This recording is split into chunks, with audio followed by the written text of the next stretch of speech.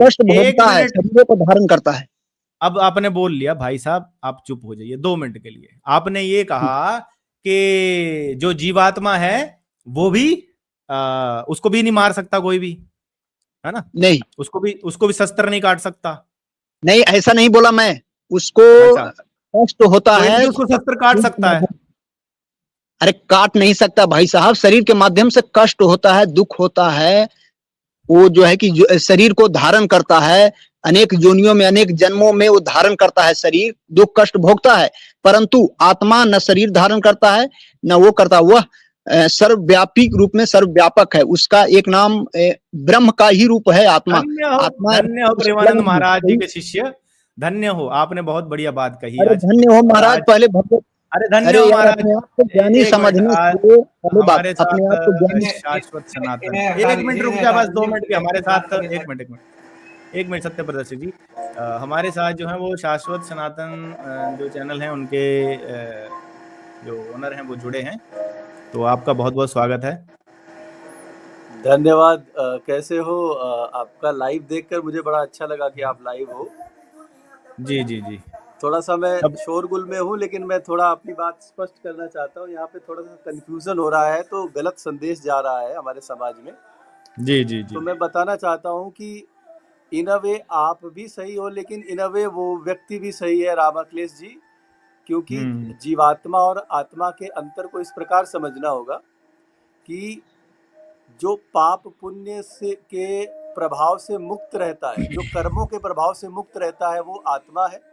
और जो हमारा पंचकोशीय शरीर होता है, प्राणमय, अन्नमय, ज्ञानमय, मनमय, विज्ञानमय, उससे हमारा जो जो अन्नमय शरीर है, जो हमें पंच महाभूतों से बना हुआ अन्नमय शरीर है, उसके अलावा जो 4 कोश हैं, वो जो है कर्म के बंधनों को लेकर जन्म जन्मांतर तक आत्मा के साथ ट्रेवल करते हैं, तो उनको जीवात्मा कहा गया है। क्योंकि जैसे हमने पुण्य पाप जो भी किए, उसके अनुसार हमारा शरीर तो यहीं छूट जाता है, तो उसका भोग किसको भोगना पड़ता है? जीवात्मा को। आत्मा रूप में परमात्मा केवल हमें चेतना देने के लिए है, उसके अलावा वो जो है कर्म का फल हमको देते हैं, लेकिन कर्म बंधनों में लिप्त नहीं होते हैं। इस बात को समझो। सपोज हमने पाप किया तो नहीं ये वो ठीक है भूप जी, आपकी बात बिल्कुल ठीक है, लेकिन एक मिनट रुक जा, एक मिनट रुक जा, मैं इनको राम राम। अगर अगर अगर तू बोलता रहेगा भाई तो फिर ऐसे बात नहीं चलेगी, ठीक है? बात यहां पर ये हो रही थी वर्ण व्यवस्था की, ठीक है? वर्ण व्यवस्था में जो शरीर है उसी का वर्ण होता है, आत्मा का वर्ण नहीं होता है, सबको पता है। दूसरी बात ये तो सही है, भगवत गीता, वर्ण व्यवस्था में जो स्थूल शरीर है, जो छित जल पावक गगन और समीर से बना हुआ स्थूल शरीर है, उसी का वर्ण निर्धारित होता है। जीवात्मा का वर्ण से कोई लेना देना नहीं होता वहां पर। यहाँ पर ये रामाक्लेश गलत है। बिल्कुल बिल्कुल। और दूसरी बात यह है कि एक ही शरीर में 2 चीजें नहीं होती, आत्मा और जीवात्मा अलग अलग नहीं है, सिर्फ उसकी परिभाषा कुछ परिप्रेक्ष्य में, परिभाषा को हम बोल सकते हैं अलग। जैसे जैसे जब आत्मा शरीर के अंदर आ जाती है तो उसे जीवात्मा बोल सकते हो आप, लेकिन है वो एक ही तत्व, ठीक है? वो 2 तत्व नहीं है कि भाई एक ही शरीर में जीवात्मा भी है और आत्मा भी है, ठीक है? जब आत्मा शरीर छोड़ देती है, जब जैसे शरीर छोड़ दिया, तो अब हम उसे जीवात्मा नहीं बोलेंगे, हम उसे आत्मा बोलेंगे। लेकिन जब वो शरीर में थी, जीव के अंदर जब थी, तब उसे जीवात्मा बोलेंगे। तो यानी कि एक ही तत्व है जो कि जब शरीर के अंदर चला जाता है तो वो जीवात्मा बन जाता है, जब वो शरीर छोड़ के बाहर आ जाता है तो वो आत्मा बन जाता है। और आत्मा जो है वो अजर अमर और शाश्वत है। परिभाषा यहाँ पर बदल जाती है। लेकिन अगर ये कोई कहे कि भाई एक ही शरीर के अंदर आत्मा भी है, जीवात्मा भी है, तो वो उसकी परिभाषा वहां पर गलत हो जाती है कि ऐसा नहीं है, भगवत गीता में कहीं भी नहीं लिखा हुआ है। देखिए, इसको कोशों से निर्धारित करना होता है। जैसे जो चेतना प्रदान करती है वो आत्मा स्वयं परमात्मा का स्वरूप है, ठीक है? परमात्मा के सदृश है। लेकिन जो हमारा मन में, ज्ञान में, विज्ञान में और प्राणमय कोश होता है, वो जो 4 कोश होते हैं, वो मिलकर हमारे इस शरीर का ऑरा क्रिएट करते हैं, जिसे हम बोलते हैं हमारा ये देखिए, इन्होंने भी बिल्कुल सही लिखा है कि शरीर में आत्मा को जीवात्मा कहते हैं। जो आपने भी यही बात बोली, थोड़ा सा आपने डिफरेंट में मैं जरूर बोला, लेकिन आपने भी वही बात बोली है। तो मैंने अब वही समझाने के लिए कहा, एक मिनट मुझे बोलने दे। मैंने समझाने के लिए कहा कि जब शरीर होता है तो उसको 3 भागों में समझना होता है। जीवात्मा, आत्मा और स्थूल शरीर। और जब शरीर से आत्मा विलग हो जाती है तो आत्मा और जीवात्मा दोनों एक साथ संबद्ध रहते हैं जब तक कि वो जन्म जन्मांतर के उसमें चक्र में बंधे रहते हैं। इसलिए जीवात्मा और आत्मा को कई जगह अलग अलग नहीं समझा गया है। लेकिन बिल्कुल जो बिल्कुल कर्म बंधनों से मुक्त नहीं होता है उसको जीवात्मा कहते हैं, और जो कर्म बंधनों से हर स्थिति में मुक्त होता है उसको आत्मा कहते हैं। ये फर्क है। बिल्कुल ये बिल्कुल। बहुत ही गूढ़ ज्ञान है, इसको समझना होगा। लेकिन हाँ, वर्ण व्यवस्था में तो आपको स्थूल शरीर से ही लेना होगा वर्ण व्यवस्था। अब कोई ये कहे कि भाई जो वर्ण है वो आत्मा और जीवात्मा का वर्ण होता है। अच्छा, इससे क्या कर रहे हैं ये लोग कि भाई कर्म से मान रहे हैं। अच्छा, कर्म से मान रहे हो तो फिर आप यानी कि एक ही जीवन काल में अपने कितने भी वर्ण चेंज कर सकते हो, फिर उसे वर्ण व्यवस्था नहीं कहा जाएगा। अगर नहीं आप नहीं, ये कह यहाँ पर मैं थोड़ा सा आपको बताना चाहूंगा। यहाँ पर हमारे धर्म में जो है परंपरागत विषयों में भी भ्रांति पैदा कर दी है हमारे गुरुओं ने। नहीं नहीं नहीं नहीं, भूप जी माफ कीजिए, फिर मैं आपसे एग्री नहीं करूंगा बिल्कुल भी, माफ कीजिए। क्योंकि हमारे परंपरा आचार्यों पे अगर कोई उंगली उठाता है तो यानी कि फिर जो आपका वेद ज्ञान आपके पास आया है, क्योंकि वेद ज्ञान आपके पास कैसे आया? परंपरा से। अच्छा, परंपरागत आचार्यों की अगर परिभाषा आप बदल रहे हो यानी कि फिर आप परंपरा को नहीं मान रहे हो। तो अगर परंपरा को आप नहीं मान रहे हो तो फिर वेद ज्ञान का आपके पास भी आना सिद्ध नहीं होता। तो हम मनमुखी अनुवाद नहीं कर सकते यहाँ पर। हाँ, ये जरूर है कि जैसे परशुराम जी हैं, परशुराम जी अपने कर्म से क्षत्रिय बने लेकिन आजीवन वो ब्राह्मण रहे। राम जी जब उनसे मिले या जब वो आए, जब धनुष तोड़ा गया राम जी के द्वारा, तो उन्होंने उनको क्या कहकर संबोधित किया? रामायण में लिखा हुआ है, हे ब्राह्मण देवता। तो उनको ब्राह्मण ही माना।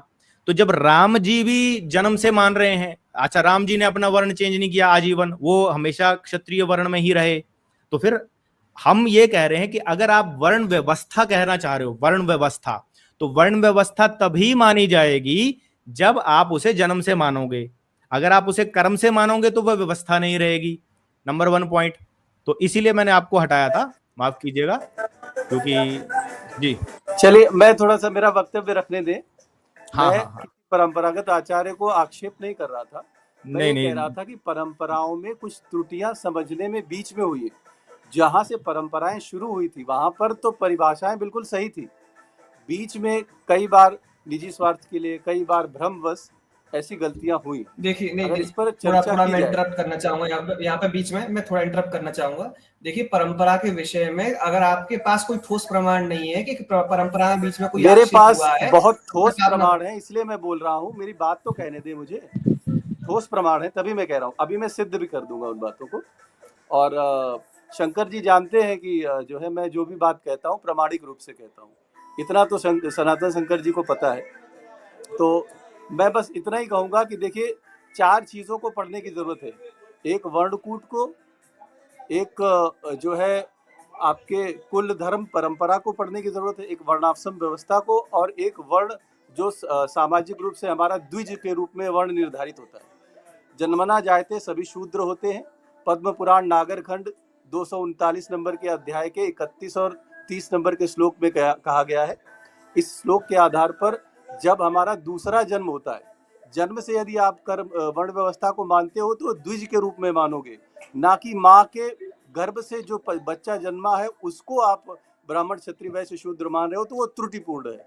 अच्छा यदि आप अच्छा, ठीक है। गुरु के अभी द्वारा मेरा मेरा इसी पे काउंटर क्वेश्चन है आपसे। आपने कहा कि अगर आप जन्मना जायते शूद्र, सब जन्म से शूद्र हैं, और आप क्या कर रहे हो, द्विज करके उसको वो कर दे रहे हो, तो इसका मतलब है अगर कोई शूद्र कुल में पैदा हुआ व्यक्ति है तो उसको भी द्विज के रूप में आप ब्राह्मण या क्षत्रिय या वैश्य बना दोगे।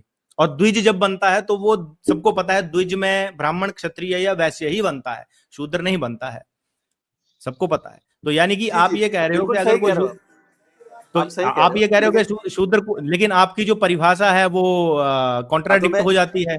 बिल्कुल नहीं होती। मैं मुझे समझाने दें, दर्शकों को भी लाभ होगा। देखिए, होता क्या है कि द्विज का अर्थ ये है कि जन्म से जन्मना जायते सभी शूद्र हैं। तो ब्राह्मण क्षत्रिय वैश्य शूद्र किसी के घर में कोई भी बच्चा जन्मा हो वो शूद्र ही कहलाएगा। लेकिन मैंने वर्णकूट कहा था। वर्णकूट के अनुसार एक पिता के 4 पुत्र ब्राह्मण क्षत्रिय वैश्य शूद्र राशियों में पैदा हो सकते हैं।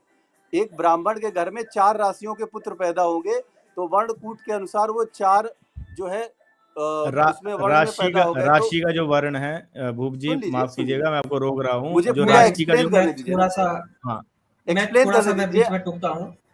हाँ बोल लीजिएगा आप शाश्वत जी, आप बोल लीजिएगा, मैं थोड़ा सा बीच में करता हूँ।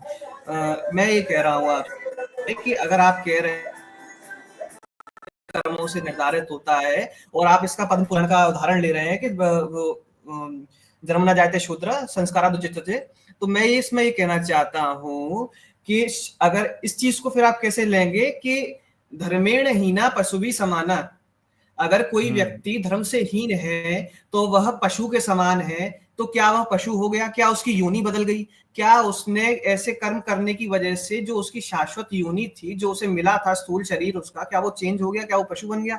यह चीजें जब दी जाती हैं, आपने ये अर्थ कहां से ले लिया कि ये उपमा अलंकार की बात कर रहे हैं, यहाँ पर गूढ़ रहस्य सनातन के जो है सबसे मूल सिद्धांत की बात हो रही है और आप यहाँ पर उपमा अलंकार को सिद्ध कर रहे हैं, तो ये ठीक बात नहीं है। मेरी बात पूरी हो जाने दीजिए। मेरी बात आप सुन लीजिए, मेरी बात आप सुन लीजिए, मेरी बात आप सुन लीजिए। ऐसा है कि देखिए, जब आप किसी चीज का अर्थ कर रहे हैं तो आपको वह बताना पड़ेगा कि अर्थ किस प्रकार से प्रमाणिक है। जब आप कह रहे हैं कि जन्म से सभी शूद्र होते हैं, तो आपने इसका अर्थ किया श्लोक का, तो आपको बताना पड़ेगा कि किस रूप से आपने इसका अर्थ किया। आप अगर कह रहे हैं कि मेरे पास ये अर्थ कहीं से आया, तो परंपरा आपको बतानी पड़ेगी फिर आपकी। अगर आप बोल रहे हैं कि मैंने ये अर्थ ले लिया, तो किसका अर्थ है भाई? किसने ये अर्थ किया? अर्थ आप और अगर आप नहीं मान रहे हैं कि भाई ठीक है मैंने ये अर्थ ले लिया है, तो फिर अब आपको अगर आप कह रहे हैं कि जो यदि आप मुझे पूरी बात एक्सप्लेन कर देते तो आपके सारे प्रश्न बनेंगे ही नहीं। एक बार मुझे पूरी बात एक्सप्लेन कर देते, आपको समझ में आएगी मेरी बात। नहीं एक मिनट एक्चुअली भूप यदुवंशी जी, मैं आपको ये कहना चाह रहा हूँ, देखिए हम यहाँ पर कोई भी बात कहते हैं, जब भी आर्य समाज जी है, कोई भी व्यक्ति अगर बात कह रहा है तो हम उसको ये बोलते हैं कि आप कुछ भी बोल रहे हो शास्त्रों से, ठीक है, आपके पास भी शास्त्र होंगे, सबके पास शास्त्र हैं, लेकिन शास्त्रों की जब भी आप बात कोट कर रहे हो तो आपको यह भी बताना पड़ेगा कि किस आचार्य ने या किस परंपरागत आचार्य ने या आचार्य ने वो बात कही है। क्योंकि जब भी शास्त्रों के जो है मनमुखी अनुवाद लोग करते हैं, आपने भी देखा है कि हमेशा लोग क्या करते हैं कि भैया वर्ण को भी ले लेते हैं कर्म से। अच्छा, आप कर्म से लेते हो तो उसमें प्रॉब्लम ये आएगी कि एक ही व्यक्ति अपने जीवन काल में जब उसकी इच्छा करेगी तब वो ब्राह्मण बन जाएगा। जब उससे ब्राह्मण वाले काम करवाने की बात आएगी तो वो व्यक्ति क्षत्रिय बन जाएगा। जब क्षत्रिय वाला काम करवाने की बात आएगी तो वो व्यक्ति बिजनेसमैन वैश्य बन जाएगा। अब जब वैश्य वाला कर्म करने की बात आएगी, कृषि आदि कार्य, तो वो व्यक्ति बोलेगा नहीं नहीं भैया, मैंने क्या किया है, अभी थोड़ी देर पहले ही अपना जो है वो वर्ण चेंज कर लिया है, अब मैं शूद्र बन गया हूं। तो इससे जो है वो व्यवस्था नहीं रहेगी, आप इस बात को भी ध्यान रखिए। और दूसरा देखिए, ये जो है जितने भी उदाहरण दे रहे हैं ये बहुत ही अतार्किक हैं, ऐसा होता नहीं है। यदि हमने कहा कि कर्म से है तो इसका मतलब ये नहीं है कि कर्म का मतलब है कि हर क्षण कोई परिवर्तित कर सकता है। तो फिर अर्जुन अपना वर्ण बदलने के लिए कृष्ण जी को बार बार बोल रहा था। लेट मी कंप्लीट ना, शंकर जी क्या थे, हम शास्त्रों की चर्चा कर रहे हैं, शास्त्र हमारे सर्वोपरि है, धर्म हमारा सर्वोच्च है। हमारे आपके बीच में भिन्नता, मत भिन्नता हो सकती है, लेकिन हमारी मत भिन्नता की वजह से हमारे समाज में किसी तरह का विद्वेष या किसी तरह का भ्रम नहीं पैदा होना चाहिए। देखिए, तर्क के आधार पर हम देखते हैं। यदि आप कह लेते हैं, चलिए बेसिक चीज से आपको समझाना शुरू करता हूँ। शास्त्रीय प्रमाण और गुरु की परंपरा, सारी चीजें मेरे पास विद्यमान है और पहले मैंने 2-3 घंटे की स्ट्रीम करके सारे प्रमाण दिए भी हैं। लेकिन आज तो आपको बताना पड़ेगा ना कि आपकी गुरु परंपरा कौन सी है। मैं दे दूंगा, नहीं आपको अपनी गुरु परंपरा बतानी पड़ेगी, बाकी तो वो ठीक है, बाकी प्रमाण बाद की बात है। मैं यहाँ पे थोड़ा सा इंटरप्ट करूंगा, तो मेरी सुनिए। जी सुन लेंगे, आपकी भी सुनेंगे। पहले मुझे ये बात बताइए कि अगर आप ये कह रहे हैं कि किसी व्यक्ति को ये निर्धारण नहीं होता कि भाई कर्म से है तो हर क्षण बदलता रहेगा, तो वह कौन सी अवधि है कि शास्त्र में दी गई है कि कितने वर्ष तक? नहीं, मैंने क्षण बदलने के, हर क्षण नहीं बदल सकता, मैंने ये कहा है। शायद तो फिर सनातन सिद्धांत नहीं हुआ ना ये, तो फिर सनातन सिद्धांत नहीं हुआ। अगर कोई सिद्धांत का अर्थ दे रहा हूँ बाबा, सिद्धांत सुनो तो सही मेरी बात। मैं ये बोल रहा हूँ कि यदि आप ये कहते हो कि भैया जो एक अमुक कुल में ही ब्राह्मण पैदा होगा, ब्राह्मण का अर्थ है कि ज्ञानी, ब्रह्म का ज्ञान रखने वाला, तो क्या पैदा होते ही बच्चा ब्रह्म का ज्ञानी हो जाता है? नंबर एक बात। दूसरा बात, अगर ब्राह्मण कुल में केवल और केवल सब बुद्धि से तीव्र ही पैदा होते तो मंद बुद्धि ब्राह्मण क्यों पैदा होते हैं, उत्तेजना करने वाले ब्राह्मण क्यों पैदा होते हैं, पापी ब्राह्मण क्यों पैदा होते हैं। तो यहाँ पर जो है ये सिद्धांत जन्म वाला तुरंत खंडित हो जाता है। नहीं होगा हमारे धर्म के हिसाब से हाँ, तर्कों भी समझो। अब मैं सनातन अब एक मिनट अभी एक एक करके चलिए पहले तर्कों में बात कर लेते हैं, उसके बाद अभी आपने जो बात कही कि क्योंकि वो ब्राह्मण के घर में कोई बच्चा जो है वो मंदबुद्धि पैदा हो गया, आपने ये कहा। हाँ, ठीक है, कोई ऐसा होता है कि क्लास में जो है सबसे पीछे आता है, उसको बुद्धि नहीं होती, उसके दिमाग में चढ़ता ही नहीं, और उसको तुम ब्राह्मण मान लो। ब्राह्मण का मतलब होता है ब्रह्म का ज्ञान या ज्ञानी। हाँ, तो अब इसी पे नहीं, इसी पे एक मिनट सत्य प्रदर्शन जी, बस मैं एक पॉइंट ऐड करूंगा यहाँ पर। इन्होंने कहा कि ब्राह्मण के घर में हो सकता है कि कोई मंदबुद्धि पैदा हो जाए, चलो ठीक है। हम ये कह रहे हैं कि जन्मना वर्ण व्यवस्था में जो आपका नॉमिनेशन है, नॉमिनेशन होगा आपके जन्म से, जो आपका सिलेक्शन होगा वो होगा कर्म से। ठीक है, तो नॉमिनेशन जब जन्म से होगा तो ये देखा जाएगा कि ब्राह्मण का बच्चा अगर ब्राह्मण है तो उसके अंदर उसके पिता के गुण भी आएंगे। एक्सेप्शन हो सकती है, अच्छा, कोई बुद्धिहीन बिना योग्यता के नॉमिनेशन कैसे हो जाएगा? यहाँ पर आप कितनी कुतर्क की बात कर रहे हैं। योग्यता आती है आपके एक अगर महंत बन जाओ, ये कहाँ की मूर्खता है यार शंकर जी, आपसे ये उम्मीद नहीं थी। नहीं, एक मंद बुद्धि पागल बच्चा है। एक मिनट, आप मूर्खता देखिए, अगर भूप जी आप अगर ऐसे शब्द यूज करोगे मूर्खता के, जैसे मैंने अभी आपके लिए यूज नहीं करा है ऐसा शब्द, ठीक है, आप ये बात नहीं है, आप समझो, हमारे आपकी पुरानी मित्रता है। एक मिनट, आप एक मिनट, बुरी लगी तो आप, मैं क्षमा, नहीं बुरी नहीं लगी। आपने अभी मूर्खता बोला, सबसे पहली बात तो ये है कि आपको ऐसे शब्दों को यूज नहीं करना चाहिए। हम यहाँ पर वाद विवाद नहीं कर रहे हैं, हम यहाँ पर डिस्कशन कर रहे हैं, सबसे पहली बात है। तो मैं ये कह रहा हूं कि एक क्षत्रिय कुल में पैदा हुआ बच्चा, उसके अंदर उसके पिता के गुण आएंगे कि नहीं आएंगे? जैसे आपने देखा होगा शिवाजी महाराज का जो बेटा था, जिनको छावा बोलते हैं, क्या उनके अंदर उनके पिता के गुण आए कि नहीं आए? अगर आप युद्ध के लिए, जैसे हमारे पुराने टाइम पे जब क्षत्रिय लोग लड़ते थे, तो क्षत्रिय का बेटा क्षत्रिय होता था तो उसको ट्रेनिंग की कॉस्ट बच जाती थी। वो क्या करता था, अपने पिता के गुण उसको, क्योंकि पैतृक रूप से मिल रहे हैं, तो उसको जो शिक्षा दी जा रही थी या उसको जो ट्रेनिंग कॉस्ट थी वो बच गई। अच्छा, अगर कोई व्यक्ति ब्राह्मण कुल में पैदा हुआ है, उसे अगर आपको ट्रेन करके क्षत्रिय बनाना है तो आपको ज्यादा परिश्रम करना पड़ेगा कि नहीं करना पड़ेगा, ये बताइए आप। अच्छा, अब ये देखिए, मेरी बात सुनिए, जो मेधा है और स्पर्धा है, इन दोनों बातों को आप मिला रहे हो। मेधा जो है जन्म से नहीं मिलती है, मेधा आपके प्रारब्ध से मिलती है, और प्रारब्ध कहीं पर भी किसी भी कुल में जन्म ले सकता है। और जो आप डीएनए की बात कर रहे थे, डीएनए में आपके स्वभाव और आपके जो है शरीर की बनावट, वो जो है आपको आनुवांशिक रूप से डीएनए से मिलती है। लेकिन जो आपकी मेधा है वो केवल और केवल प्रारब्ध से, पूर्व जन्म के कर्मों से मिलती है। और पूर्व जन्म के कर्म के अनुसार, प्रारब्ध के अनुसार आपको वर्णकूट मिला हुआ है। अगर वर्णकूट किसी भी एक शूद्र के घर में भी मेष राशि का बच्चा पैदा हो सकता है। वही तो हम कह रहे हैं कि यही तो लाइन है, यहीं पर तो छोटी सी थी लाइन।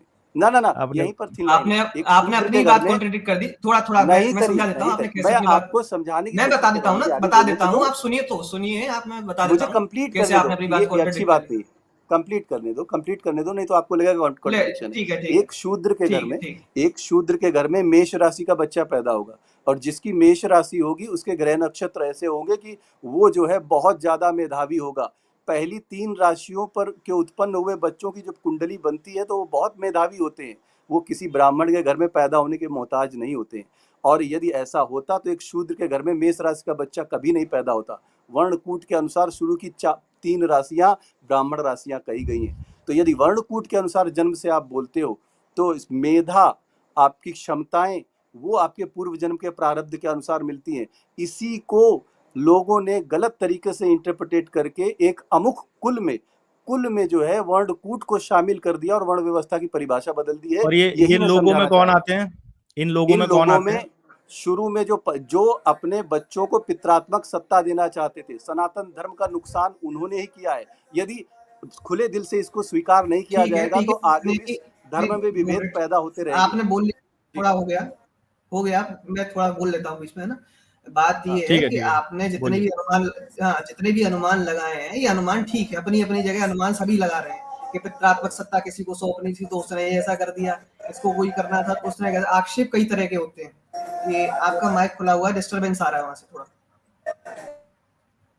जी जी बोलिए तो बोलिए। मैं ये कह रहा था कि अगर आप कह रहे हैं कि जन्म से नॉमिनेशन नहीं हो सकता, तो आप मुझे ये बताइए कि किसी व्यक्ति को जो अमुक वर्ण में पैदा हुआ है, आप उसे उस अमुक वर्ण का कार्य करने के लिए, मान लीजिए कर्म से भी देख रहे हैं, तो किसी व्यक्ति को बाध्य कैसे किया जा सकता है?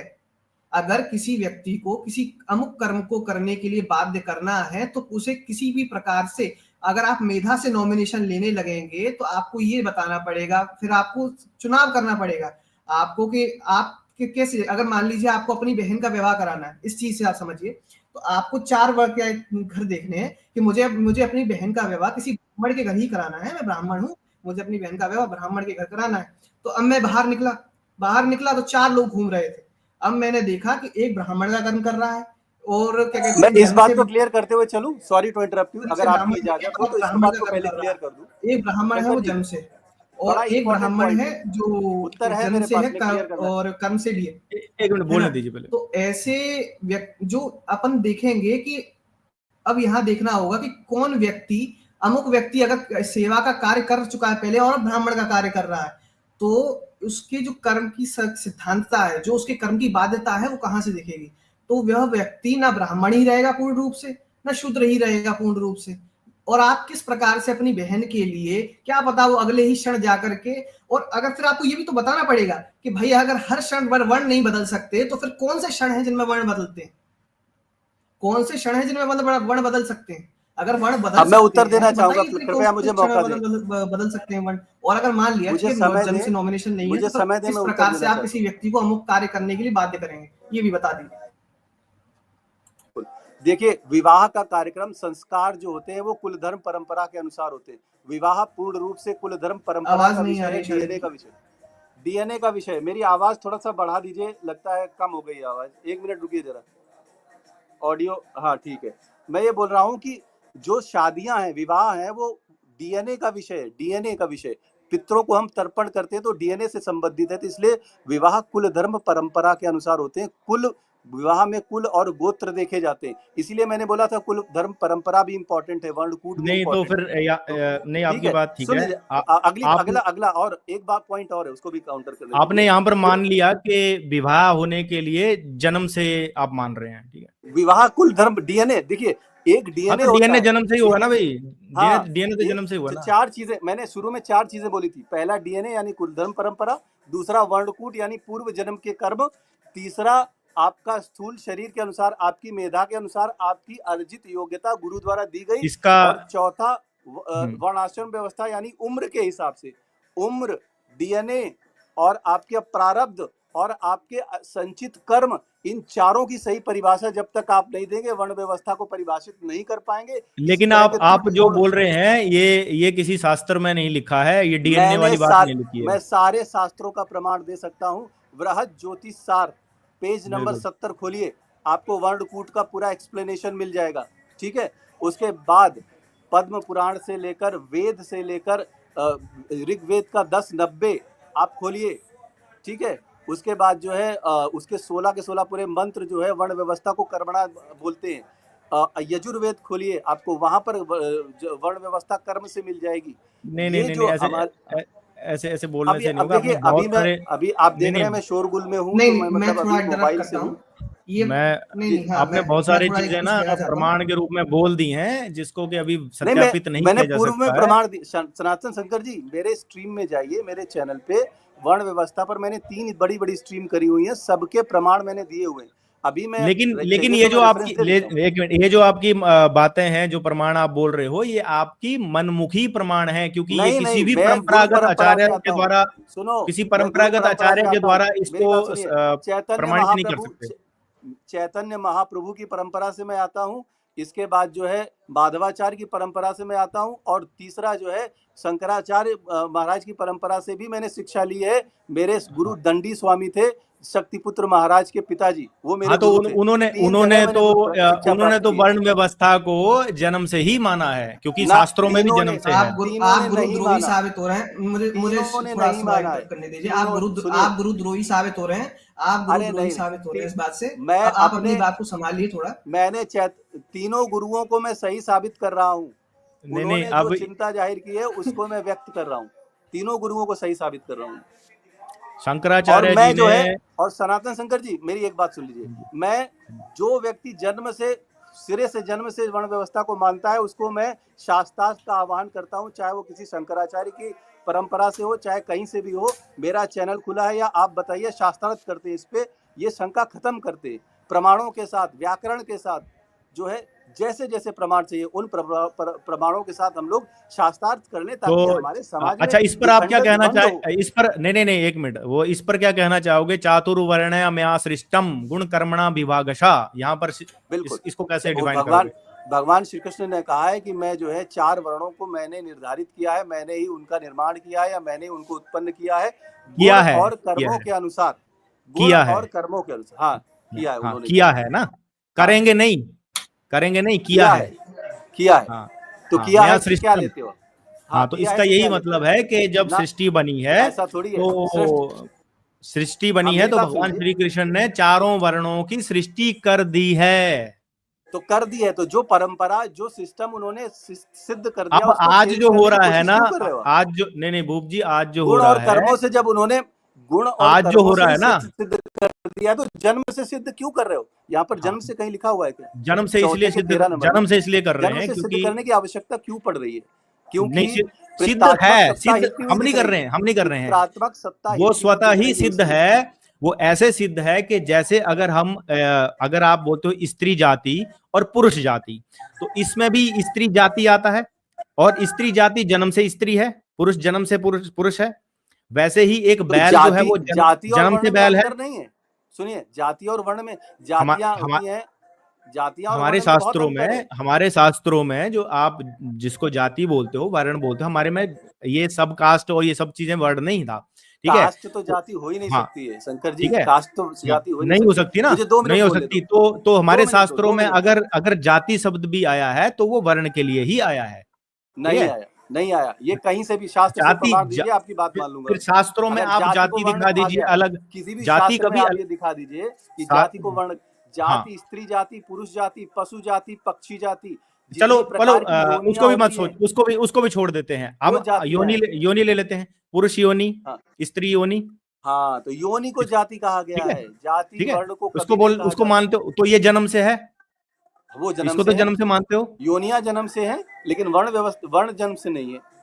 वर्ण, मैं यही तो अच्छा, समझाना चाह रहा हूँ। अच्छा, कहाँ अच्छा, लिखा ठीक हुआ है, चलो आप चलो मुझे दूसरे वे बताओ। में चलते हैं, कोई बात अब नहीं। चलो इस तरह से, इसको इस तरह से एक कर मिनट, लेते हैं। आप कोई शास्त्रीय प्रमाण हाँ, सामने रखो, उसको मैं सिद्ध मैं करता हूँ कर्म से। आपको तर्क दे रहा हूँ अभी। तर्क जब दे रहा हूँ तो उसमें मैं शास्त्र के प्रमाण नहीं दे रहा हूँ, मैं आपको तर्क दे रहा हूँ। दूसरा ये है तर्क कि एक बैल है, ठीक है, वो जन्म से बैल है, उसको कर्म से आप घोड़ा नहीं बना सकते। जैसे आपने भी माना कि डीएनए जो है वो हमें हमारे पैतृक या पूर्वजों से तो मिलता ये है। उदाहरण यहाँ लागू कहाँ होता है? हम सब मनुष्य हैं, आप ही ने कहा ना, क्या अंतर है? हमारा बनावट एक है, बैल की और गधे की बनावट में अंतर है, उसकी योनियां अंतर है, इतिहास में भी आप देखोगे, तो जातियों में अंतर है, जातियां, हाँ, प्रजातियां, तो वो जन्म से है कि नहीं है? अलग होती है। जातियां जन्म से होती हैं, वो जन्म से होती है ना, लेकिन जाति की परिभाषा ना बदलो, जाति को बिल्कुल। वर्ण में मत डालो।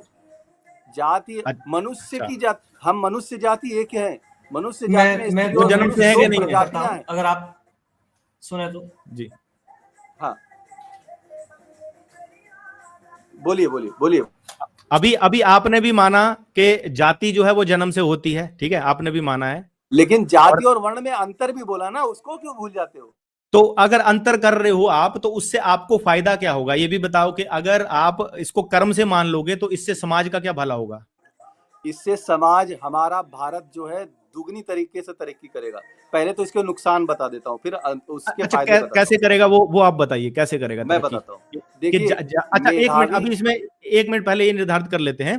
आपने कहा कि जाति तो जन्म से होती है लेकिन वर्ण कर्म से होता है, ठीक है? ठीक है, तो आप ये कहते हो ना कि जात पात की करो विदाई, हम सब हिंदू भाई भाई, वो तो नहीं होने वाला, तो क्योंकि आप ही के अनुसार नहीं वो जन्म नहीं से नहीं, एक जाति यहाँ है। पर आप मिक्स कर रहे हैं, मेरी बात को मिक्स करें। मैं जाति नहीं का मिक्स आपको नहीं कर बता रहा, रहा हूँ कि मैं एक डिफाइन कर रहा हूँ जो आपकी बात है कि अरे आपने नहीं बोला नहीं, जाति तो जन्म से है मनुष्य में लेकिन वर्ण कर्म मनुष्य से है, मेरी इससे बात फायदा सुनिए। क्या होगा? अरे मेरी बात सुनो, मनुष्य जो है, मनुष्य में स्त्री और पुरुष 2 ही प्रकार की जातियां होती हैं।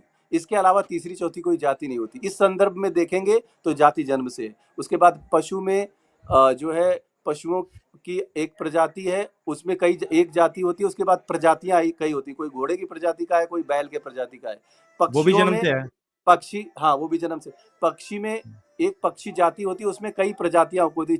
चिड़िया होता है, कोई बाज होता है, वो प्रजातियां हो गई। तो जातियां और प्रजातियां ये जन्म से होती हैं। लेकिन मनुष्य जाति जो है एक है, उसमें स्त्री और पुरुष 2 के अलावा यदि कोई है वर्ण के बीच उसमें डिफाइंड किया जा रहा है, तो वो केवल और केवल गुण और कर्मों से ही होगा। यदि गुण और कर्मों से होगा तो मेधा और स्पर्धा की योग्यता के अनुसार जो है ज्यादा प्रभावशाली, ज्यादा सौम्य, ज्यादा उन्नत, ज्यादा ज्ञानी आप हमारे समाज को मिल पाएंगे। ज्यादा शक्तिशाली योद्धा मिल पाएंगे, ज्यादा जो है मेधावी सेवक मिल पाएंगे, ज्यादा अच्छे कार्य करने वाले व्यवसायी मिल पाएंगे। यदि जन्म से एक मंद बुद्धि किसी के घर में पैदा हुआ है तो उसको धक्के मार मार के पोस्ट पे बिठा दोगे तो वो तो पूरी परंपरा का विध्वंस कर देगा। हाँ यदि तो मंद बुद्धि है, हम आचरण लोग से भ्रष्ट है, नहीं सुनिए, नहीं, आचरण से अगर कोई भ्रष्ट है, हाँ मेरी बात सुनिए, आचरण से भ्रष्ट यदि हो कोई सकता है कोई आचरण से भी। भ्रष्ट हो जाए या फिर जो है उसके बुद्धि में ही कोई ज्ञान की बात ना पड़ रही हो, उसको किसी गद्दी पे बिठा दो, व्यासपीठ पे बिठा दो, तो वो तो धर्म का अर्थ का अनर्थ बता के जो है धर्म नहीं को नहीं, नष्ट मुझे करेगा। एक मिनट, नहीं नहीं भूप जी, मुझे लग रहा है बस आप आप अपने बताइए, जो एक पंडित थे, आपने जो समझी हुई आप है ना बातें, तो आप बस उन्हीं को बताना चाह रहे हो, इसमें नहीं, मैं शास्त्र का आपका कोई पक्ष भी प्रमाण नहीं है। जानना मैं अभी चाहता नहीं, आपका आपको एक पक्ष, और ये तो देखिए, ये तर्क की हाँ बात है, ये शास्त्रों की बात नहीं है। तर्क की बात हाँ आपने करी थी तो तर्क पे हम कर रहे हैं। शास्त्रीय हाँ प्रमाण हाँ। पर बात करनी है तो एक काम एक करिए, आपके यहाँ एक जो, हमारा मुझे लगता है, मैं एक उपनिषद मेरी बात आता है। सुनिए, सुनिए मेरी बात सुनिए। मेरे चैनल पे भी कई लोग आते हैं, आपके वो जो कोई है, क्या नाम है उनका, आवाहन चैनल पे हैं, वो शास्त्रार्थ करते हैं। उनके साथ, उनके तक मेरी कोई पहुंच नहीं है, तो आप मेरी बात अगर पहुंचा सके तो पहुंचा दीजिए कि मेरे चैनल पे या उनके चैनल पे वर्ण व्यवस्था पर एक डिबेट हो जाए। क्योंकि बहुत सारे लोग आते हैं मेरे चैनल पे आकर बोलते हैं कि भूप जी उनसे डिबेट करिए, वो जन्म से वर्ण व्यवस्था को मानते हैं। एक बिल्कुल निर्धारित करने वो नहीं वाली मानते डिबेट हो हैं, जाए। वो नहीं मानते हैं। हमारे जो परंपरागत आचार्य हैं उन्होंने हमें ये परिभाषा दी है, और अगर हम परंपरागत आचार्यों की बात को नहीं मानेंगे तो फिर हमारे पास जो वेद ज्ञान आया या जो भी ज्ञान आया वो नहीं माना जाएगा कि हमारे पास सही आया। क्योंकि हमने क्या किया, शास्त्र तो उठा लिए परंपरा से, लेकिन उसके अर्थ जो है वो हम अपने मनमुखी आधार पर कर रहे हैं, नहीं, है मैंने ना? तो परंपरा से अर्थ किए ना। मैं तो परंपरा के अलावा मैं हटूंगा ही नहीं। मैं 3 गुरुओं का नाम लिया, इन तीनों की परंपरा से सिद्ध करूंगा कर्म से वर्ण व्यवस्था को। ये आप मेरा मैं आपको शास्त्रार्थ सिद्ध कर, नियत कर मैं, दीजिए। शंकर जी, मैं मैं आपको स्पेशली मैं इसीलिए आया आपको हूँ। एक छांदोग्य उपनिषद का एक रेफरेंस है जो आप पढ़िएगा।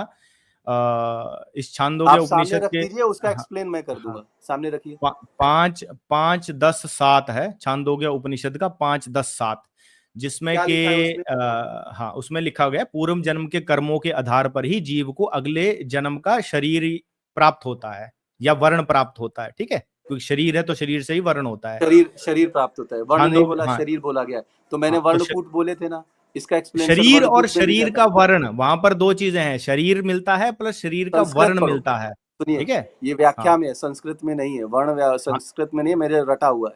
हाँ, आप तो ले लीजिए, व्याख्या व्याख्या में कौन करेगा? वर्ण लिख, व्याख्या कौन करेगा? सुनिए, संस्कृत में क्या लिखा हुआ है? हमारे शास्त्र संस्कृत में आए ना। व्याख्याएं तो गलत भी की जा सकती है स्वार्थवश। हमारे नहीं, व्याख्या जो मूल व्याख्या वो परंपरा में, भक्ति, व्याख्या मैंने गुरु वर्ण परंपरा इसके लिए, अगर तो है सुनिए, तो गुरु परंपरा इसका में अर्थ, व्याख्या फिर गलत नहीं हो स्वार्थवश सकती, शंकर जी, तो फिर स्वार्थवश हो सकती है गलत। तो वर्णकूट, फिर इसके उत्तर के लिए सुनिए, वर्णकूट दिया हुआ है। बृहद ज्योतिष सार जो ऋग्वेदीय ज्योतिष जो है ऋग्वेदीय अंग है हमारे वेदों का, उसके अनुसार बृहद ज्योतिष सार में वर्णकूट पेज नंबर 70 में 4 श्लोकों में निर्धारित किया गया, बताया गया है। उसमें है कि पूर्व जन्मों के कर्म के अनुसार आपको राशियां मिलती हैं, आपकी मेधा क्षमता नहीं और नहीं नहीं आपकी संभावनाएं मिलती हैं, वो वर्णकूट है। पूर्व जन्म के अनुसार मैं आपको थोड़ा वर्णकूट मिलता है। मैं थोड़ा कुछ कहना उसमें ये चाहता तो हूँ नहीं यहाँ लिखा पर। हुआ कि फलाने के घर जी में जी पैदा, ये तो नहीं लिखा हुआ ना। मैं यहाँ ये आपने कहना चाहता हूँ, थोड़ा दो शाश्वत जी 2 मिनट है ना। मैं यहाँ पे ये कहना चाहता हूँ कि अगर आप ये मान रहे हैं कि कोई द्वेषवश गलत व्याख्या कर सकता है, तो आप ये कैसे कह रहे हैं कि जो वेद मंत्र अथवा जो भी श्लोक आपके पास आए हैं, जिन्हें आप आज व्याकरण के द्वारा परिभाषित करके मनमुखी अर्थ कर रहे हैं, वह सही है, वह वही मंत्र है या वही श्लोक हैं जो अपौरुषेय हैं, जो भगवान के द्वारा दिए गए अथवा भगवान की वाणी। ये आपके पास क्या क्या प्रमाण है इस चीज का, अगर आप परंपरा को नकारते हैं? देखिए, तर्क बुद्धि से जो चीजें स्पष्ट हो रही हमारे सामने वर्ण व्यवस्था को लेकर, उसमें भी यदि जो है घालमेल किया जाए तो ये सिद्ध हो जाता है। देखिए, अगर मनमुखी किसी ने किया तो हुआ फिर है आपका तो अंतिम तर्कों के प्रमाण आपका आधार पर तर्क है, उसका स्पष्टीकरण किया जा सकता है। अंतिम प्रमाण तर्कों के आधार आपका पर उसका अंतिम प्रमाण स्पष्टीकरण तर्क है, किया जा सकता है। आपका अंतिम प्रमाण तर्क है ना? नहीं, मेरा अंतिम प्रमाण शास्त्र है। भगवान श्री कृष्ण तो ने फिर कहा तो शास्त्रों से विमुख होगा।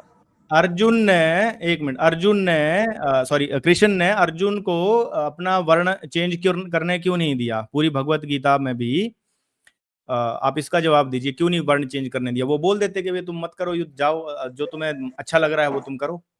हाँ, मैं बताता हूँ। अर्जुन को इसलिए चेंज करने नहीं दिया क्योंकि उन्होंने अर्जुन को इस धर्म की स्थापना के लिए हेतु चुन लिया था, उसको माध्यम बनाना उन्होंने निर्धारित कर लिया था, चुन लिया था। तो उनका चुना हुआ पात्र जो सर्वगुण संपन्न है, जो इस कार्य को कर सकता है, यदि वो किसी कारण से विषाद में पड़ जाए तो उसको उसके सही कर्म की याद दिलाना भगवान का कर्तव्य था। यदा यदा धर्मस्य के अनुसार उन्होंने अर्जुन को चुन लिया था। प्रतिस्पर्धा हुई थी, इस चीज के लिए कौन सी प्रतिस्पर्धा हुई थी जिसके कारण, जिसके द्वारा अर्जुन को चुना गया? ये कौन सी प्रतिस्पर्धा हुई थी? फिर तो कर्ण और वो ये जितने भी और भी बताता हूँ। जब महाभारत में आपने जो है शांति पर्व के अगला पर्व मुझे याद नहीं आ रहा कौन सा है, वहां पर आप जाएंगे देखेंगे तो वहां पर स्पष्ट रूप से लिखा हुआ है कि राजकुमारों के बीच में जो है स्पर्धा हुई थी, और उस स्पर्धा में जब कर्ण आया था तो उसको भी अंगराज बनाया गया था दुर्योधन के द्वारा। तो यहाँ से स्पष्ट होता है कि योग्यता के अनुसार कर्ण को अंगराज दुर्योधन कोई धर्म का, देखो आपने अभी फिर देखो दुर्योधन कोई दुर्योधन के सारे कार्यों को दुर्योधन का वो कार्य अगर अलग गलत होता तो वहां पे बैठे हुए भीष्म पितामह, आचार्य, बाकी लोग जो है उसका खंडन करते, उसको रोकते। ये इसकी संभावना थी, ऐसा हो सकता था, संभावित था, तभी हुआ ना। दुर्योधन उस वक्त मनमानी करने की काबिल नहीं था। उस वक्त, उस समय दुर्योधन के पास इतनी शक्ति नहीं थी कि अपने मनमानी तरीके से कर्ण को अंगराज बना दे। कर्ण की योग्यता को देखकर दुर्योधन के प्रस्ताव को किसी को ठुकराने की हिम्मत नहीं हुई। इसका अर्थ यह है कि योग्यता के अनुसार, स्पर्धा के अनुसार जो है आपको आपका वर्ण मिल सकता है। कर्ण उसका बड़ा उदाहरण था। मैं थोड़ा सा यहाँ पे आपका ये कहना चाहता हूँ, महान स्थिति है। अगर आपके पास, अगर मैं पुरानी बात पर फिर से आता हूँ, तर्क, अगर आपके पास कोई वेद मंत्र है, उसका अर्थ आप कर रहे हैं और आपको देखना है कि कौन सा तर्क, आप यही देखते हैं कौन सा तर्कशील है और कौन सा तर्कशील नहीं है। ये मनुस्मृति नहीं, मैंने कहा ना शास्त्र मेरे लिए सर्वोपरि है, तर्क तो बाद में आते हैं। तो शास्त्र वचन सत्य है, ये कैसे पता चलेगा? शास्त्र वचन वही है जो क्या कहते हैं वो ईश्वर ने दिया था, वो कैसे पता चलेगा? जो ईश्वर ने दिया था अपौरुषीय तौर पे मंत्र दृष्टा ऋषियों ने हमें बताया, और उसको देखने के लिए देवता, छंद, स्वर और मंत्र दृष्टा ऋषि, इन चारों का आकलन करके वेदों के मंत्र को जो है हमें स्पष्ट करना होता है। सायण भाष्य इसमें सबसे स्पष्ट विवरण देता है हमें, और वेदों को यदि पढ़ना है तो सायण भाष्य को आप तक कैसे पहुंचा? ये देखिए, आप ये बता रहे हैं कि मंत्र में क्या क्या होता है, मैं ये पूछ रहा हूँ वो मंत्र आप तक कैसे आया, किस तरीके से आया? मंत्र दृष्टा ऋषियों ने अपौरुषीय तरीके से अपने जो है उसमें चिंतन में लाकर उसको हमारे सामने रखा परंपरा के द्वारा। वेदव्यास ने उसको वही ना अंतिम प्रमाण परंपरा है, ना कि अंतिम प्रमाण परंपरा है। परंपरा से प्राप्त अर्थ को ही ग्रहण करना है। सत्या जी, अंतिम प्रमाण परंपरा है, मैं मानता हूँ, लेकिन उस परंपरा में बीच में यदि कोई मंद बुद्धि बैठ गया और उसने हमने मनमुखी कर दिए और परंपरा उस तरह से चल गई हो, तो परंपरा बहुत लंबी है हमारी, तो क्या उसका सनातन शंकर जी आप अपना माइक अनम्यूट कर लीजिए। जी जी जी, चलो हमारे बीच शाश्वत में जी, जी आह्वान जी, नमस्कार, हैं। मैं चाह रहा था आपसे डिबेट करना, अच्छा हुआ आपसे मुलाकात हो गई। एक समय निर्धारित कर लेते हैं हम आज। शाश्वत जी कल आएंगे आप 12 से 1 के बाद, 1 बजे के बाद? मैं समझा नहीं, क्या कह रहे हैं आप? आपने कहा समय निर्धारित कर लेते हैं, तो कल आ पाएंगे आप हमारे चैनल पर? चैनल पे आना चाहे तो ठीक है, वरना मैं अगले 2 दिन में लखनऊ में आने वाला हूँ, तो हम लोग आमने सामने बैठकर शास्त्रार्थ करें, शास्त्रों को रख के, तो लोगों को ज्यादा अच्छा रहेगा, क्योंकि हमारे आपके बीच में कोई मतभेद नहीं है। आपके साथ मैं पूर्ण हाँ रूप से समर्थन में हूँ, लेकिन वर्ण हाँ, व्यवस्था को लेकर जो आप मतभेद है, लखनऊ आ इसकी जाइए, वजह से आप लखनऊ आ जाइए। फिलहाल जो चल रहा है मामला, उस पर हम बात कर लेते हैं। जी जी जी, मैं असल में बीच में मैंने इसको देखा है चर्चा को, तो मैं ये जानना चाह रहा था आपका बैकग्राउंड क्या है सारस्वत जी? मेरा बैकग्राउंड मैंने अभी बताया। मैं जो है चैतन्य महाप्रभु की परंपरा में भी दीक्षित हूँ। उसके अलावा जो है शंकराचार्य की परंपरा में जो शक्तिपुत्र महाराज के पिताजी हैं, दंडी स्वामी थे, उनसे भी मैंने दीक्षा ली है। इसके अलावा नहीं जो तो है आपका माधवाचार्य सिद्धांत क्या की है? परंपरा। मेरा सिद्धांत आपका सनातन सिद्धांत का, क्या है? जो शाश्वत सनातन का सिद्धांत है, वही मेरा सिद्धांत है। और मैं ये नहीं नहीं नहीं मानता हूँ नहीं कि नहीं नहीं नहीं, सुनिए जब सुनिए, आपने लेट मी शक्तिपुत्र कंप्लीट। महाराज की परंपरा से दीक्षा ली है, तो उनका नहीं, सिद्धांत उनकी अलग है ना? परंपरा से नहीं, उनके पिताजी शंकराचार्य की तो परंपरा उनके से थे, आदि शंकराचार्य की। दंडी शंकर स्वामी थे परंपरा उनसे। से, ठीक है, हाँ, शंकर शंकर। परंपरा से आपने दीक्षा ली है, जी हाँ। ठीक है। हम्म। अच्छा, और आपने दीक्षा ली है कहाँ से? चैतन्य महाप्रभु जी की परंपरा यानी गौड़िया वैष्णव से ली है या इस्कॉन जी से जी, ली है? इस्कॉन से ली, इस्कॉन से ली।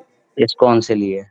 तो हाँ इस्कॉन का सिद्धांत है द्वैत, अचिंत जी भेदाभेद। जी और जी आदि शंकराचार्य जी का सिद्धांत है अद्वैत, जी पंचदेवोपासना।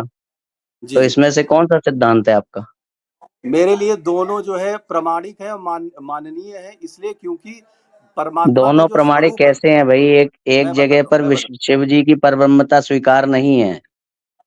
नहीं, ये आपका भ्रम है। शिव जी की परब्रह्मता जो है गौड़िया वैष्णव संप्रदाय में संपूर्ण गौड़िया स्वीकार है। वैष्णव की ये बात भ्रम मत करिए, ये वह पहले आप इस्कॉन की हाँ, बात करें। इस्कॉन की बात कर लेते हैं, इस्कॉन की बात कर लेते हैं। वहां हाँ पर भी शिव जी स्वीकार है। हाँ, ये झूठा भ्रम बताइए फैलाया जाता है इस्कॉन कहाँ के लिखा विषय है? में।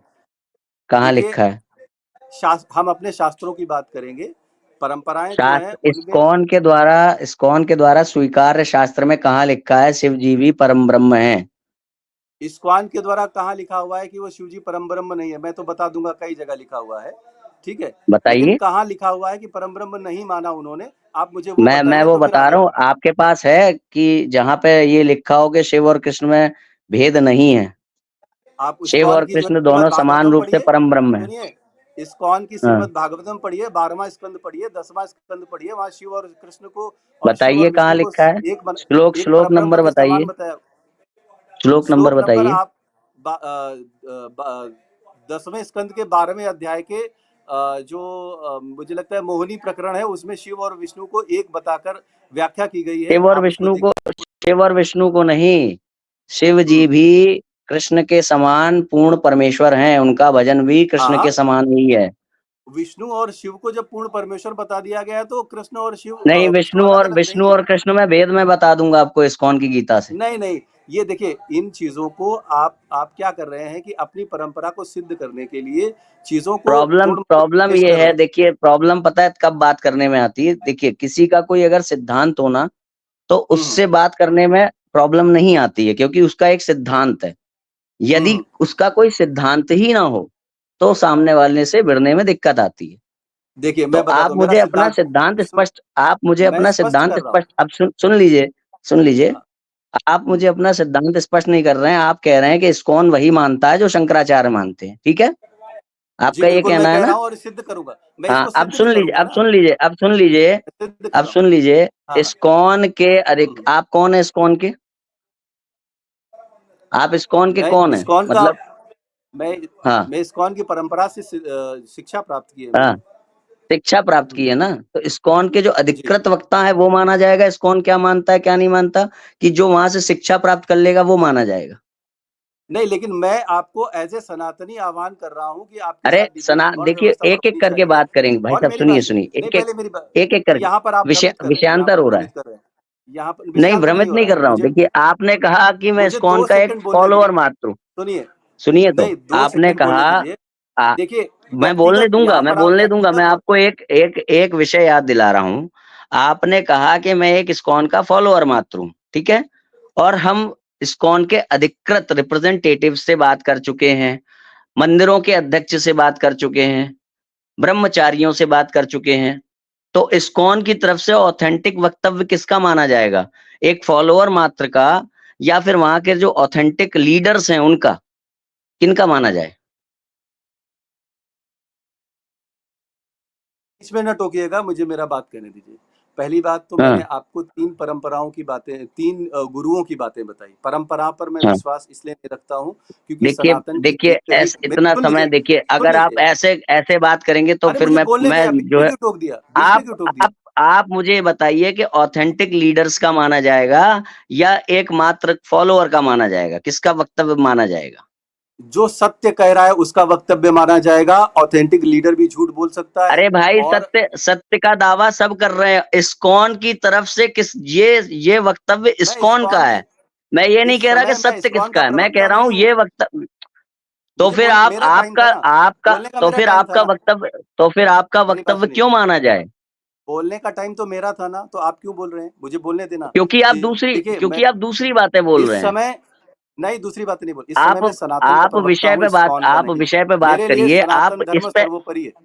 सनातन मुझे धर्म नहीं, एक्सप्लेन करने दे। अभी आप इस्कॉन अरे का बता रहे इस्कॉन हैं, पे अभी आप इस्कॉन को मैंने रिप्रेजेंट कर रहे हैं कि इस्कॉन ये बोलता है, तो हम इस्कॉन नहीं, की वो बात मैंने क्यों ना आपको माने केवल इस्कॉन नहीं जो बोला, उसके मैंने लीडर्स। बोला मुझे मेरी बात तो कहने दे। बीच में आप बोल, टोकने से सिद्ध क्योंकि आपके आप वो सत्य का बात सिद्ध नहीं नहीं कर होता। रहे हैं ना, जो बात पूछी जा मैं रही है, वही विषयांतर कर रहे हैं आप। जो आप कहना चाह रहे हम्म। हैं वो मैं नहीं कहूंगा ना। जो सत्य है और मैं कहाँ जो कहना चाह रहा हूँ? वास्तविक है आपने कहा उसको मैं इस्कॉन कहूंगा जो ना। है, इस्कॉन की विचारधारा वही है जो शंकराचार्य की विचारधारा है। अरे तो मुझे तो शंकराचार्य क्या एक्सप्लेन, 2 कहते हैं? सेकंड का समय दोगे तो मैं एक्सप्लेन करूंगा कैसे। शंकराचार्य, मुझे सुनिए समय सुनिए। दोगे तभी तो बोलूंगा कैसे। तो आप अपने विषय से ना हटिएगा। आप मुझे मैं बताइए विषय कि से नहीं हट रहा। इस्कॉन के लीडर्स जो कहेंगे वो माना जाएगा इस्कॉन की चीज है ये, या इस्कॉन का कोई एक फॉलोअर मात्र कहेगा वो माना जाएगा इस्कॉन की चीज है ये?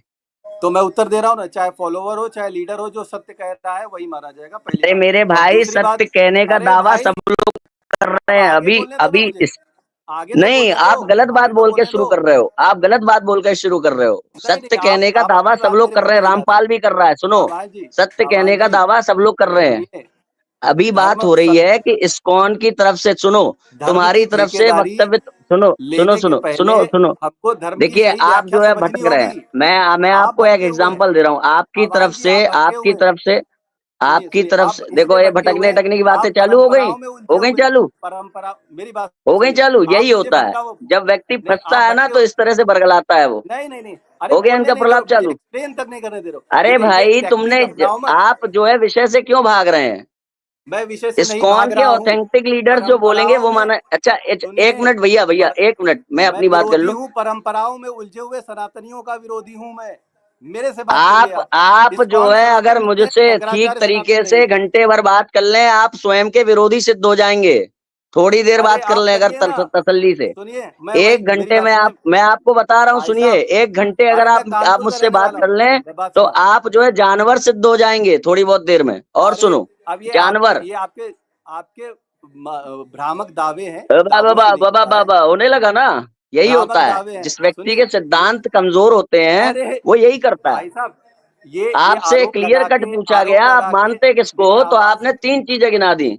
शक्तिपुत्र मुझे पिता, बोलने नहीं दिया शक्तिपुत्र आपने, महाराज जी बोलने के नहीं दिया। पिता देखिए क्या आपको डर है? शंकराचार्य और आपको इस्कॉन, डर और है? सबको आपस में आपको डर उलझा रहे लग हो रहा है, तुम। इसलिए आप बोलने नहीं दे रहे हो। आप बोलने नहीं हम दे रहे हो क्योंकि आप डर आप रहे हो। अगर विषय पे बोलेंगे तो बिल्कुल बोलिए। मैं विषय पे बोल रहा हूँ, मैंने अपना आपकी उत्तर तरफ दिया, से अब धैर्य एक से उत्तर सिंपल सा सुनिए। क्वेश्चन है। अरे मैं इस धैर्य से समय उत्तर उनसे बात सुनिए। कर रहा हूँ, सनातन शंकर से बात कर रहा हूँ। आप एक मिनट चुप चुप हो जाइए।